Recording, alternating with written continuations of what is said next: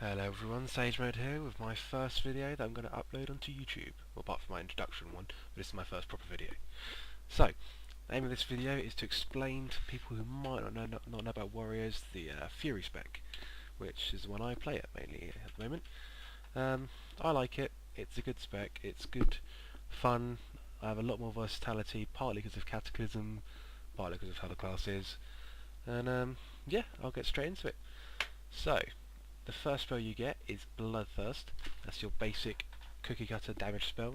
It's high damage and it heals you very slightly, although it is nothing to get excited about. It's about 400 HP at level 85, so not much. The main ability you get when you spec into it is Dual Wield Specialization, which allows you to equip one-hand and off-hand weapons in your offhand, increases all physical damage done by 10%, and raises the damage of your offhand attacks by an additional 25%. You also get Precision, which increases your hit chance by 3%, and the mastery is Unshackled Fury, which increases the benefit of abilities that cause or require you to be enraged by 45%. Each point of mastery increases enraged effects by an additional 4.70%. I think it starts up for about 20%, 25%, but obviously I've got mastery ratings, so that's affected it. So, talents. First here on the left we have Blood Craze, which is after taking any damage you have a 10% chance to regenerate 1% of your total health over 5 seconds.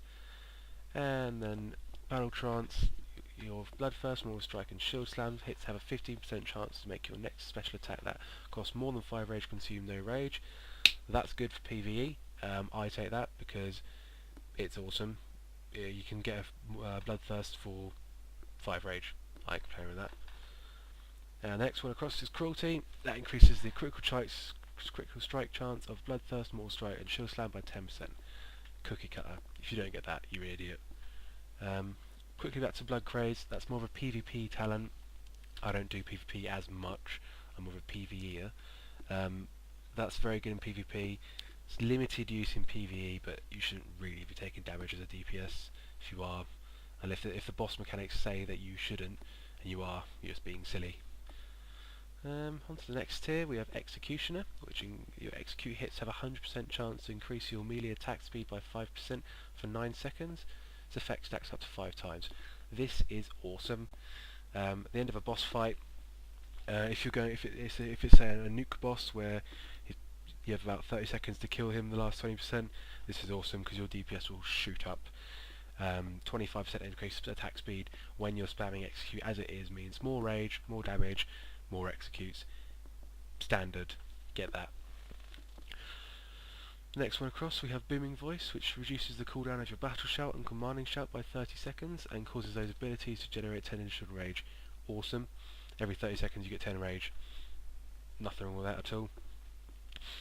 Next one across is Rude Interruption, which is successfully interrupting a spell with Shield, Bash or Pummel increases your damage by 5% for 30 seconds. There's a lot of interrupting in Cataclysm. There was a lot in Wrath of the Lich King, to be fair, and TBC and Vanilla. But obviously we didn't have this in TBC, Vanilla, or Wrath of the Lich King. But I get that because 5%. But by the time the 30 seconds wears out, you probably have interrupted something else as it is. So pretty much a 5% buff to damage is nothing to sniff at. And then Piercing Howl, more of a PvP talent, basically AoE slow within 10 yards for 6 seconds.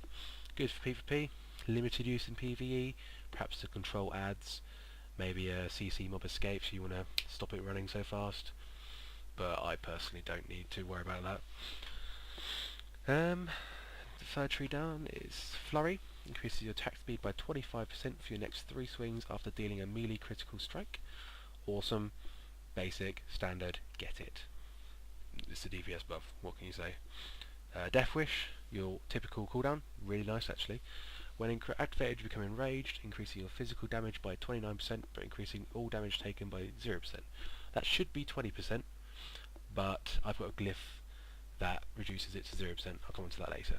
Last 30 seconds, you get a nice 30-second 29% damage buff.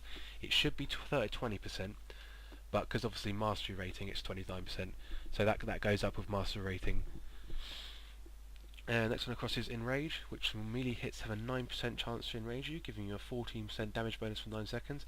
This is awesome because this enables you to use Raging Blow, which I'll get onto later, but that's awesome.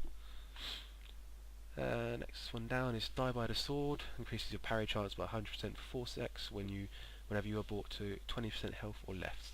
This effect cannot occur more than often every 2 minutes. Not very good for PvE, nigh on useless really. PvP, very good, but can't think of any reason to take it for PvE. Obviously Raging Blow, that's another of your cookie cutter spells, very good. Nice damage, simple. Rampage, again, hang on. Rampage, typical, you take this, 5% crit chance to everyone in your raid, and then an extra 2% to you. Why would you not take it? Heroic Fury, I took this because, yeah, it could be seen as more of a PvP talent, but if you can intercept more and get to, say it's a high movement fight, this is very good for high movement fights because you might be running around, you might need to get back to the boss, but your intercept's on cooldown, bang, off cooldown, you're straight in the boss getting DPSing. So it's very good for high movement fights, and it's also just handy to have. Also I need an extra point. Next one down is Furious Attacks. If this could work on bosses, it'd be awesome, but it doesn't. It's a PvP talent, simple. You wouldn't take this for PvE in any shape, form or size really, because any heals I can think of on mobs are interruptible, so they wouldn't even get the heal off. So yeah, PvP talent, simple. Across is Meat Cleaver. This is awesome, you take this. Dealing damage with Cleave or Whirlwind increases the damage of your Cleave and Whirlwind by 10% for 10 seconds. This effect stacks up to 3 times. So after 2 Cleaves and 1 Whirlwind, you have a 30% damage buff to both of those spells. Awesome for AoE. Trust me, it is amazing. I only wish that Cleave hit more targets now, but it doesn't anymore, they nerfed it. And then there's Intensify Rage. It reduces the cooldown for your Berserker Rage, Relentless and Death Wish abilities by 20%. You get cooldowns more often. Nothing wrong with that. Very good. Awesome. Also, it keeps you in rage more, which is good. And then there's Blood Surge. Your Burst hits have a 30% chance of making your next slam instant and free for 10 seconds. This is needed. This is basic. This is awesome. It's basically a proc, and when it procs, your slam is instant. It doesn't cost anything, and hits hard. It's great. Next one across is Skirmisher, reduces the cooldown of your intercept by 10 seconds and your heroic leap by 20 seconds. This is nice. Again, could be seen as more of a PvP talent, but I like it for PvE because it gives me much more mobility, more intercepts and more heroic leaps. So yeah, it's handy. Heroic leap's awesome, by the way. It's like the coolest move in the world. Now I'm still in testing. I'm trying to figure out which is better. So I have taken Titan's Grip and Single-Minded Fury. Titan's Grip is obviously the one that allows you to equip two-handed axes, mace and swords in one hand. Single-Minded Fury is, yes! They've brought back dual wield one hand. Oh my god. Amazing. Basically, when you dual wield one-handed weapons, you deal 15% additional damage and slam hits with both weapons.